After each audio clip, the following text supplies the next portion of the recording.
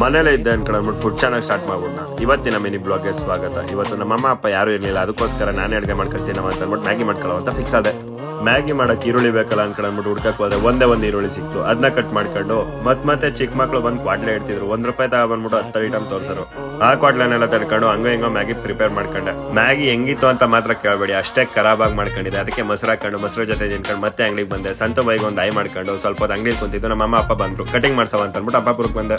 ಹೋಯ್ತಾ ಇರೋ ದಾರಿಲಿ ಮೋಡಗಳು ನೋಡ್ತಿದ್ರೆ ಮೋಡಗಳ ಮೇಲೆ ಹೆವಿ ಲವ್ ಆಗೋದು, ಅಷ್ಟು ಸಖತ್ತಾಗಿ ಕಾಣ್ತಿತ್ತು. ಅದನ್ನೆಲ್ಲ ಎಂಜಾಯ್ ಮಾಡ್ಕೊಂಡು ಅಂಪಾಪುರದಲ್ಲಿ ಇವತ್ತು ಸಂತೆ ಆಗಿದ್ರಿಂದ ಹೆವಿ ರಶ್, ಅದಕ್ಕೆ cutting shop heavy rush. 1 hour ಮೇಲೆ ವೆಯ್ಟ್ ಮಾಡಿ ಹಂಗೋ ಬಂದು ಕುಂತ್ಕೊಂಡೆ ಕಟಿಂಗ್ ಮಾಡ್ಸಕ್ಕೆ. ಹೆಂಗ್ ಕಾಣ್ತಿದ್ದೀನಿ, ಈಗ ಚೆನ್ನಾಗಿ ಕಾಣ್ತಿದ್ದೀನಲ್ಲ, ಕಟಿಂಗ್ ಮಾಡ್ಸಿದ್ಮೇಲೆ ಚೆನ್ನಾಗಿ ಕಾಣ್ತಿದ್ದೀನ ನೋಡಿ ಕಮೆಂಟ್ ಅಲ್ಲಿ ಹೇಳೋದ್ ಮಾತ್ರ ಮರಿಬೇಡಿ. ಅದಾದ್ಮೇಲೆ ಶಶಾಂಕ್ ಅವ್ರ ನರ್ಸರಿಗೆ ಬಂದೆ. ಶಶಾಂಕ್ ಅವ್ರ ನರ್ಸರಿಲೇ ಇದ್ದು ಸಂಜೆ ಆಗೋವರೆಗೂ ಅಲ್ಲೇ ಮಾತಾಡ್ತಾ ನೈಟ್ ಪೌರ್ಣಮಿ ಆದ್ರಿಂದ ಈ ತರ ವ್ಯೂ ನೋಡ್ವಿ, ಸಖತ್ತಾಗಿತ್ತು. ಅದಕ್ಕೋಸ್ಕರ ಅವನದೊಂದು ಫೋಟೋ ಮತ್ತೆ ನಂದೊಂದು ಫೋಟೋ ತೆಗಿಸ್ಕೊಂಡ್ವಿ. ಯಾವ್ದು ಚೆನ್ನಾಗೈತೆ ಅದನ್ನು ಕಮೆಂಟ್ ಬಾಕ್ಸ್ ಅಲ್ಲಿ ಹೇಳ್ಬಿಡಿ. ಬರೀ 2